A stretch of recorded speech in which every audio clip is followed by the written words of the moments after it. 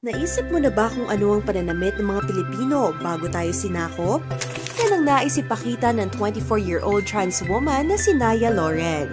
Siya ay isang pre-colonial fashion revivalist. Ang ibig sabihin nito, nagpapalaganap siya ng kaalaman tungkol sa sinaunang pananamit ng mga Pilipino bago pa man dumating ang mga mananakop.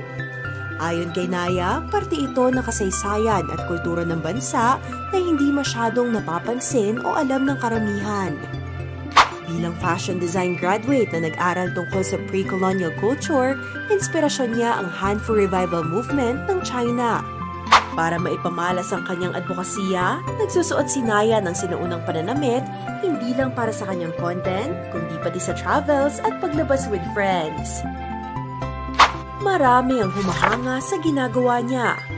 Gayunpaman, hindi raw maiwasan ang negative comments mula sa ilang netizens na inaakalang pambabastos o pangungopya sa ibang kultura ang ginagawa niya. Naiintindihan naman ni Naya ang mga ganitong reaksyon, lalo na't hindi raw natuturo ang lahat ng ito sa paaralan. Sinisigurado ni Naya na accurate ang kanyang interpretasyon sa pamamagitan ng pag-cross-check sa iba't ibang reliable sources. Dagdag pa niya, pangarap niyang mag-design ng modern pre-colonial clothing para mas maging accessible ito.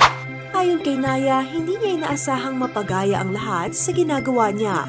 Pero ang mahalaga, makatulong siya na mapanatili ang kamalayan ng mga Pinoy sa kanilang pinagmulan at para di maging dayuhan sa sariling atin.